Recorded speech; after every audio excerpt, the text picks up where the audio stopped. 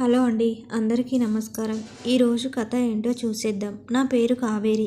ఈ కథ మొదలైంది జూన్ 12, 1991. అప్పుడు నేను 9వ తరగతి చదువుతున్నా. మొదటిసారి నేను మా పాఠశాల నుండి వేరే కొత్త పాఠశాలకు మారుతున్నా. నేను చదివే పాత స్కూల్లో చదువు బాగుండడం లేదని మా నాన్నగారు నన్ను, మా బావ విజయ్ని ఇద్దరిని స్కూల్ మార్చేశారు. మొదటి రోజున నేను, మా బావ చాలా భయంతో స్కూల్కి అడుగుపెట్టాం. అప్పుడే నాకు మా పక్క వీధిలో ఉన్న మహాలక్ష్మితో పరిచయం ఏర్పడింది. నేను భయపడుతూ ఉండడం చూసి మహాలక్ష్మి నాకు ధైర్యం చెప్పింది. చిన్నప్పటి నుండి నేను, మా బావ పోటీపడి మరీ చదివేవాళ్ళం.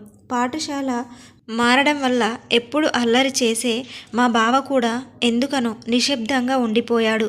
బహుశా నేను పడుతున్న భయమే తాను కూడా పడుతున్నాడని అర్థమైంది. వెంటనే నేను మహాలక్ష్మి వైపు చూసి తను మా బావ అని తనకు పరిచయం చేశా.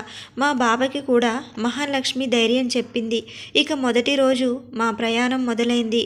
స్కూల్ మారడంతో యూనిఫామ్, బుక్స్, బ్యాగ్ అన్నీ కొనుక్కోవడానికి నాన్నగారు మమ్మల్ని మార్కెట్కు తీసుకొని వెళ్ళారు. అన్నట్లు మా ఊరి పేరు చెప్పడం మర్చిపోయాను కదా. మాది విశాఖపట్నం దగ్గర గాజువాక. మా నాన్నగారు స్టీల్ ప్లాంట్లో ఉద్యోగిగా పనిచేస్తున్నారు. మా అమ్మ హౌస్ వైఫ్. గాజువాక బుక్ డిపోలో బుక్స్ తీసుకొని అక్కడే ఉన్న పక్క షాపులో యూనిఫామ్ తీసుకోవడానికి వెళ్ళాం. ఎందుకో తెలియదు, యూనిఫామ్ మారుతున్నప్పుడు మనసులో ఏదో తెలియని ఆనందం. కొత్త బట్టలు ధరిస్తున్నానో లేక రంగు భలే ఉందనో తెలియదు, కానీ బట్టలు చూస్తూనే లోపల పొంగిపోయాను. ఈలోపే పాత పరిచయాలు, పాత స్నేహితులను తలుచుకొని లోపలనే బాధపడ్డాను. అన్నీ కొనుక్కొని ఇంటికి బయలుదేరాం. వెళ్తూ దారిలో బట్టలను కుట్టించడానికి ఇచ్చి ఇంటికి వచ్చాము. అన్నం తిని నిద్రపోవడానికి సిద్ధమయ్యాను. ఇంతలోనే ఏదో తెలియని ఆవేదన. వేసవి సెలవులు అయిపోయాయి. పాత స్నేహితులు పోయి కొత్త స్నేహితులు, కొత్త పరిచయాలు ఎలా ఉంటాయో ఏంటో అనే ఆలోచనలో చాలా వరకు రాత్రి సరిగ్గా నిద్ర రాలేదు.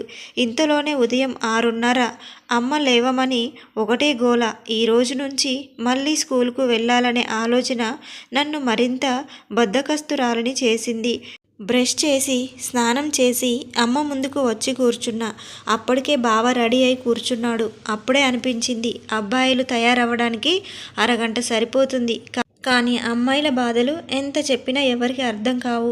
ఈ పొడవైన జడలు ఒక్కసారి దేవుడు ఎందుకు ఇచ్చాడా అనిపిస్తుంది. ఇంతలోనే అమ్మ జడ వేయడానికి సిద్ధమయ్యింది. జడ వేస్తున్నప్పుడు తను చెప్పే పాఠాలు నా ఆలోచనలకు మరింత బలాన్ని చేకూర్చాయి. ఆడపిల్లగా పుట్టడం, అందులోనూ కూర్చొని జడలు వేయించుకోవడం, అమ్మ చెప్పే పాఠాలు వినడం, ఇవన్నీ చెప్పుకోలేని భావాలే. నేను కూడా రెడీ అయ్యి బావతో కలిసి సైకిల్ మీద స్కూల్కు బయలుదేరాను. నా ఆలస్యం బావకి కూడా 2 దెబ్బలు పడేలా చేసింది. మొదటి రోజే స్కూలుకు ఆలస్యం అనే మాటలు కూడా పడవలసి వచ్చింది. పాపం మా బావను చూస్తే నాకు జాలి వేసింది. జడ వేసిన అమ్మ మీద కోపం వచ్చింది. నా వల్లే ఈరోజు ఆలస్యమైందనే భావన నన్ను మరింత బాధ పెట్టింది. కానీ బావ మాత్రం ఒక్క మాట కూడా అనలేదు నన్ను. ఎందుకో మొదటిసారి బావ మీద తెలియని ఫీలింగ్స్ మొదలయ్యాయి. బహుశా నేనేం చేసినా తను నన్ను ఏమీ అనలేదనే భావన వల్ల మొదలైన ప్రేమ భావాలనుకుంటా. అమ్మాయిలు కూడా కోరుకునేది ఏం చేసినా ఎలా ఉన్నా భరించేవాడు భర్తగా రావాలనుకుంటాము. బహుశా దానివల్లే నాకు అప్పుడు అలా అనిపించిందేమో. మా బావ గురించి మీ అందరికీ చెప్పాలి. తను ఒక చిన్న పల్లెటూరులో పుట్టాడు. అందుకేనేమో చాలా అణకువగా ఏదో సాధించాలనే తపనతో నిరంతరం శ్రమిస్తూనే ఉంటాడు. ఒక్కొక్కసారి తన వల్ల నాకు తిట్లు కూడా పడతాయి. ఎందుకంటే తను అలా చదువుతూనే ఉంటాడు. మా మామయ్య వ్యవసాయం చేస్తూ, మా అత్త అమ్మమ్మను చూసుకుంటూ ఊర్లోనే ఉంటారు. మా బావ చదువు కోసం మా అమ్మ పట్టుపట్టి మరీ పట్నం తీసుకొచ్చి నాతో పాటు చదివిస్తుంది. మా అమ్మ అన్న, మా నాన్న అన్న విజయ్కి చాలా గౌరవం. మా అమ్మమ్మ వాళ్ళ ఊరంటే నాకు చాలా ఇష్టం. అక్కడ ఎన్నో జ్ఞాపకాలు దాగి ఉన్నాయి. చూస్తూనే మొదటి యూనిట్ పరీక్షలు మొదలయ్యాయి. నేను సరిగ్గా వీటి కోసం సిద్ధమవ్వలేదు. ఏమీ రావనే భయంతో ఒంటరిగా ఉండిపోయా. అప్పుడే మహాలక్ష్మి నాకు ధైర్యం చెప్పి తన నోట్స్ నాకు ఇచ్చింది. మేము ఇద్దరం కలిసి పరీక్షలకు సిద్ధమయ్యాం. తను ఆ యూనిట్ పరీక్షల కోసం నాకు చాలా సలహా చేసింది. ఆ పరీక్షల్లో మహాలక్ష్మికి మొదటి ర్యాంకు, మా బావకి 2వ ర్యాంకు, నాకు 3వ ర్యాంకు వచ్చాయి. ఎందుకో మా బావ కొంచెం బాధపడుతూ కనిపించాడు. బహుశా మొదటి ర్యాంకు కోల్పోయాననే భావన వల్ల అనుకుంటా. మహాలక్ష్మి దగ్గరికి వెళ్ళి అభినందించాను. ఇక మా బావను ఓదార్చవలసి వచ్చింది. ఇంతలోనే మహాలక్ష్మి మా దగ్గరకు వచ్చి మా బావను అభినందిస్తూ తన గురించి కొన్ని మాటలు గొప్పగా చెప్పింది. ఎందుకో నాకు మా బావను అలా అనడం చాలా సంతోషంగా అనిపించింది. చూస్తూనే మహాలక్ష్మికి మేము బాగా దగ్గరైపోయాం. మా నాన్నగారు పనిచేసే స్టీల్ ప్లాంట్లో ఒక ఆయన రిటైర్మెంట్ ఫంక్షన్ కోసం మా నాన్నగారు మా ఫ్యామిలీ మొత్తాన్ని తీసుకెళ్లారు. మొదటిసారి ఒక ఎంప్లాయీ రిటైర్మెంట్ ఫంక్షన్కి నేను అటెండ్ అవ్వడం, అక్కడ ఆయన గురించి మాట్లాడుతూ చాలామంది ఎమోషనల్ అవ్వడం చూసి చాలా ఆశ్చర్యం అనిపించింది. మా నాన్నగారు కూడా ఆయన గురించి చాలా విషయాలు చెప్పడం చూసి ఆయన గొప్పతనం, ఆయనకు పని పట్ల ఉన్న నిబద్ధత చూసి ఎప్పుడైనా ఇలా ఉండాలని అనిపించింది. ఇంతలోనే ఆయన మాట్లాడుతూ ఉద్యోగంలో చేరినప్పుడు ఉన్న భయం, వదిలిపెట్టేటప్పుడు కలిగే బాధ ఎవ్వరికి వర్ణించలేము అని అతను కూడా ఎమోషనల్ అయ్యాడు. ఇవన్నీ చూస్తే ఒక ఉద్యోగం తన తోటి ఉద్యోగుల్ని ఒక కుటుంబంలా అందిస్తుందని, వాళ్ళందరినీ విడిచి ఉండడం కొంచెం బాధను కలిగిస్తుందని అర్థమైంది. సన్మాన కార్యక్రమం పూర్తయ్యాక భోజనాల దగ్గరకు మేమంతా వెళ్ళాము. ఆశ్చర్యంగా నాకు మహాలక్ష్మి కనిపించింది. అప్పుడు ఏంటి మహాలక్ష్మి ఇక్కడ ఉన్నావు అని అడిగాను. మా నాన్నగారు కూడా ఇదే స్టీల్ ప్లాంట్లో పనిచేస్తున్నారు అని చెప్పింది. అప్పటి వరకు తన గురించి, తన ఫ్యామిలీ గురించి మాకేం తెలియదు. వెంటనే వాళ్ళ నాన్నగారిని పరిచయం చేసి నా గురించి చెప్పింది. అతను మా నాన్నగారి గురించి అడిగి తెలుసుకున్నారు. ఆశ్చర్యంగా వాళ్ళిద్దరూ మంచి స్నేహితులని, ఒకే డిపార్ట్మెంట్లో 15 ఏళ్ళు కలిసి పనిచేస్తున్నారని తెలిసింది. మెల్లగా మహాలక్ష్మి మా ఇంటిలో మనిషైపోయింది. మా అందరిలో ఒకటైపోయింది. రోజులు గడిచే కొద్దీ కొత్త స్నేహితులు, కొత్త పరిచయాలు, తెలియకుండానే పాత స్నేహితులని మర్చిపోతూ చదువుల్లో పోటీ పడుతూ గడిచిపోతున్న రోజులు అవి. అయినా పాఠశాల రోజులంటే మర్చిపోలేని ఎన్నో జ్ఞాపకాలు కదా. అందరం కలిసి ఒకే దగ్గర భోజనం చేయడం, ఒకరు తెచ్చింది ఇంకొకరు పంచుకొని తినడం, ఎవరైనా మాస్టర్లు క్లాస్కి రాకపోతే ఎంతో ఆనందంతో చిందులు వేయడం, మాస్టర్లు ప్రశ్నలు అడిగితే సమాధానం చెప్పడానికి ఎగబడేవాళ్ళు కొందరైతే, వాళ్ళని ఎక్కడ అడుగుతారో అని భయపడేవాళ్ళు మరికొందరు. ఉదయం ప్రతిజ్ఞ చేసే సమయంలో తమ వరుస మెంబరు ఆ రోజు రాకూడదని మనసులో అనుకునేవాళ్ళు కొందరు. రోజు నేనే ప్రతిజ్ఞ చెప్తా అనుకునేవాళ్ళు ఇంకొందరు. స్పోర్ట్స్ పీరియడ్స్ కోసమే ఎదురు చూసేవాళ్ళు కొందరైతే, స్పెషల్ క్లాసులు ఉంటే బాగుండు అనుకునేవారు ఇంకొందరు. ఆదివారం కోసం చూసేవాళ్ళు కొందరు. అబ్బా ఆదివారమా అంటూ నిరాశ చెందే చదువుల తల్లి బిడ్డలు మరికొందరు. ఎగ్జామ్స్ అంటే భయపడేవాళ్ళు కొందరు. మార్క్స్ వచ్చేటప్పుడు బాధపడేవాళ్ళు ఇంకొందరు.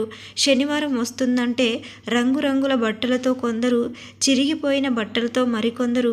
ఇలా ఎన్నో జ్ఞాపకాలు. జీవితం అంటే ఏంటో తెలియని పసితనములోనే అద్భుతమైన మధుర జ్ఞాపకాలన్నీ అందిస్తుంది పాఠశాల. అందుకే నా పాఠశాల రోజు స్నేహితులు ఉంటే నాకు చాలా ఇష్టం. ఇంతలోనే మా స్కూల్లో విహారయాత్రలకు తీసుకొని వెళ్ళడానికి సిద్ధం చేస్తున్నారు. ఎన్నిసార్లు చూసినా చూడాలనిపించే అందాలు వైజాగ్. సొంత ఫ్యామిలీలతో చాలాసార్లు అన్ని చూసిన స్నేహితులతో చూడడం ఏదో తెలియని ఆనందం. అందుకే విహారయాత్రలకు నేను, మా బావ, మహాలక్ష్మి కూడా వెళ్తున్నాం. సుమారు 60 మంది విద్యార్థులతో యాత్రకు బయలుదేరాము. వైజాగ్లో ఉండే అందమైన, ఆహ్లాదకరమైన వాతావరణం అంటే నాకు చాలా ఇష్టం. బస్సు ఉదయం 8 గంటలకు గాజువాక నుండి బయలుదేరింది. ఇంకా మా స్నేహితులు ఒక్కటే గోల, అరుపులతో బస్సు హోరెత్తిపోతుంది. నేను మహాలక్ష్మి పక్కనే కూర్చున్నాం. మా బావ నా వెనక సీట్లో కూర్చొని కిటికీల నుండి ఇక్కడ ఏం జరుగుతుందో పట్టించుకోకుండా ప్రకృతిని ఆస్వాదిస్తున్నాడు. మేము మాత్రం అందరితో పాటు గట్టిగా అరుస్తున్నాం. ఇంతలోనే మా ఫ్రెండ్స్లో కొందరు డ్యాన్సులు మొదలుపెట్టారు. ఎంతో సరదాగా మా ప్రయాణం సాగుతుంది. ఇంతలోనే కైలాసగిరి చేరుకున్నాం. బస్సు దిగి ఒక వరుసలో నిలబడి ఉన్నాం. అక్కడి నుండి మమ్మల్ని కైలాసగిరి అంతా తిప్పుతూ అక్కడే ఉన్న అందమైన ప్రకృతి దృశ్యాలను చూపించారు. చూడడానికి కన్నుల విందుగా అనిపించింది. అక్కడి నుండి విశాఖ బీచ్ ఎంతో అందంగా కనిపించింది. ఇంకా మా బ్యాచ్లో అబ్బాయిలు క్రికెట్ స్టార్ట్ చేశారు. వాళ్ళంతా ఒకటే అరుపులు. ఆడిన దానికన్నా వాళ్ళ గొడవలే ఎక్కువ కనిపించాయి. నాకు కూడా క్రికెట్ అంటే చాలా ఇష్టం. మా బావ కూడా క్రికెట్ని బాగా ఇష్టపడతాడు. ఆడుతూ ఉండగానే మధ్యాహ్నం కావడంతో మా కోసం వండి తెచ్చిన వంటలన్నీ వడ్డించి పెట్టారు. ఎంతో సంతోషంగా, ఎన్నో ముచ్చట్లతో, ఎన్నో సరదాలతో మా భోజనాన్ని పూర్తి చేశాం. ఇంకా అక్కడ నుండి నేరుగా ఋషికొండ బీచ్కి తీసుకొని వెళ్ళారు. అందరం దిగి సముద్రంలోకి పరుగులు పెట్టాం. కేరింతలు కొడుతూ ఆ నీటిలో మునిగి తేలుతుంటే ఆహా, ఆ ఆనందం మాటల్లో చెప్పలేనిది అనిపించింది. సముద్రంలో ఏదో దాగి ఉంది. అక్కడికి వెళ్తే ఎన్నో కష్టాలు మర్చిపోయినట్టు, ఎన్నో బాధలు తీరిపోయినట్టు అనిపించింది. తన గర్భం లోతుగా ఉండడం వల్ల తన బాధలను, కష్టాలను తనలో దాచుకొని తన దగ్గర ఉన్న సంతోషాన్ని మనకు అందిస్తుందా అనిపించింది. ఎందుకో మా వైజాగ్కి మా సముద్రమే అందాన్ని తెచ్చిందా అన్నంత ఆనందంగా ఉంటుంది. మా ఋషికొండ బీచ్, ఆ సముద్రపు ఒడ్డున మా పేర్లు రాయడం, అవి అలలకు చెరిగిపోవడం, ఇసుకలో గూడులు కట్టడం, వాటితో ఆడుకోవడం ఎంతో సరదాగా అనిపించింది. ఇంకా మా అబ్బాయిలైతే కబడ్డీ మొదలు పెట్టారు. పేరు మాత్రం కబడ్డీ అని పెట్టి వాళ్ళలో వాళ్ళే తన్నుకున్నారు. అది చూసిన మేమంతా నవ్వుకున్నాం. ఎందుకో నాకు సముద్రం కొన్ని పాఠాలు నేర్పించింది. అలలాగే జీవితంలో కొన్ని కష్టాలు వచ్చిపోతుంటాయని, సముద్ర గర్భంలో ఎన్నో విలువైన ఖనిజాలు దాగి ఉన్న ఎంతో ప్రశాంతత ఉండడం చూస్తే ఏం సాధించినా, ఎంత సంపాదించినా తనలా ప్రశాంతంగా ఉండాలని అర్థమైంది. సాయంత్రం 6 గంటలకు తిరుగు ప్రయాణం అయ్యాం. ఇంటికి వెళ్ళి స్నానం చేస్తుంటే బీచ్ నుండి ఎంత ఇసుక మోసుకొచ్చామో అప్పుడు అర్థమైంది. అమ్మమ్మ నన్ను, మా బావని సరదాగా ఆట పట్టిస్తూ ఇల్లు కట్టడానికి ఇసుక తెచ్చారా అని అడిగింది. మేము నవ్వుకున్నాం. రోజంతా బాగా తిరగడం వల్ల అనుకుంటా ఆ రోజు చాలా త్వరగానే నిద్రపోయాం. ఉదయం లేచేసరికి ఊరి నుండి మామయ్య వచ్చారు. అత్తయ్యకు బాలేదని చెప్పి బావను, అమ్మమ్మను తీసుకొని ఊరికి వెళ్ళారు. మా అత్తయ్యకు ఆరోగ్యం అంతగా బాగోదు. దీనివల్ల తరచుగా మా బావ బాధపడుతూ ఉంటాడు. బావ లేకుండానే ఈరోజు స్కూల్కి బయలుదేరాను. ఎందుకో బావ నాకు బాగా అలవాటైపోయాడు. తను లేకుండా రోజులు కొంచెం కష్టంగానే గడుస్తున్నాయి. బావ వస్తే బాగుండనే ఆలోచనలతో ప్రతిరోజు గడిపేస్తున్నా. మళ్ళీ 3 రోజుల తర్వాత మా బావ ఇంటికి వచ్చాడు. ఒక్కసారిగా బావని చూడగానే పోయిన ప్రాణం తిరిగి వచ్చినట్లు నాలో ఏదో తెలియని ఆనందం. బావలేని రోజులు ఊహించుకోవడం కష్టమని అప్పుడే అర్థమైంది. కొద్ది రోజుల్లో మహాలక్ష్మి పుట్టినరోజు. ఫిబ్రవరి 14, 1997 మహాలక్ష్మి పుట్టినరోజు. కొత్త డ్రెస్సుల్లో స్కూల్కు వచ్చింది. చూడడానికి ఎంతో అందంగా లంగా ఓణి వేసుకొని, అందమైన జడను అల్లుకొని, ముఖం మీద చిరునవ్వుతో తనని అలా చూస్తే ఎందుకో నాకు చాలా నచ్చేసింది. మా బావ అయితే తనని చూడగానే దగ్గరికి వెళ్ళి విష్ చేసి తన కోసం ఏదో బహుమతి కూడా తయారు చేసి ఇచ్చాడు. గిఫ్ట్ తెచ్చాడు అనే విషయం కూడా నాకు తెలియకుండా దాచాడు. తన పుట్టినరోజు కోసం వారం రోజుల నుండి ప్రిపేర్ అవుతున్నాడనే విషయం తర్వాత తెలిసింది. నేను మాత్రం సరదాగా విష్ చేసి మహాలక్ష్మితో ఆ రోజంతా సరదాగా గడిపాను.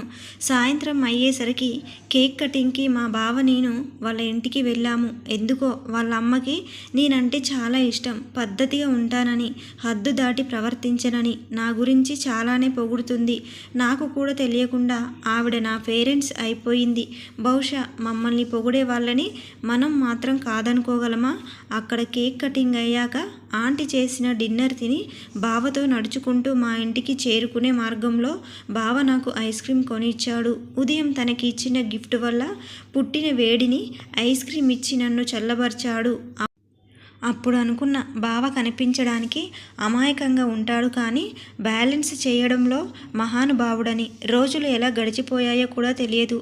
అప్పుడే 9వ తరగతి ఫైనల్ ఎగ్జామ్స్ మొదలయ్యాయి. దీనికోసం మా బావ నేను మహాలక్ష్మి పోటీగా చదవడం ప్రారంభించాం. ఈసారి ఎలా అయినా మొదటి ర్యాంకు సాధించాలని బావ నేను చాలా శ్రమించాం. ఫైనల్గా ఈసారి మా బావ మొదటి ర్యాంక్ సాధించాడు. తను సాధించిన ర్యాంకు నేను సాధించినంత ఆనందంగా ఆ క్షణం నేను ఫీల్ అయ్యాను. మహాలక్ష్మికి 2వ ర్యాంకు వచ్చింది. మా బావ తన దగ్గరికి వెళ్ళి తనని అభినందించి కొంచెం గర్వంగా ఫీల్ అవుతూ నా దగ్గరికి వచ్చాడు. ఇవన్నీ చూసి నాకు చాలా సంతోషం అనిపించింది. ఇంకా మాకు వేసవి సెలవులు ప్రారంభమయ్యాయి.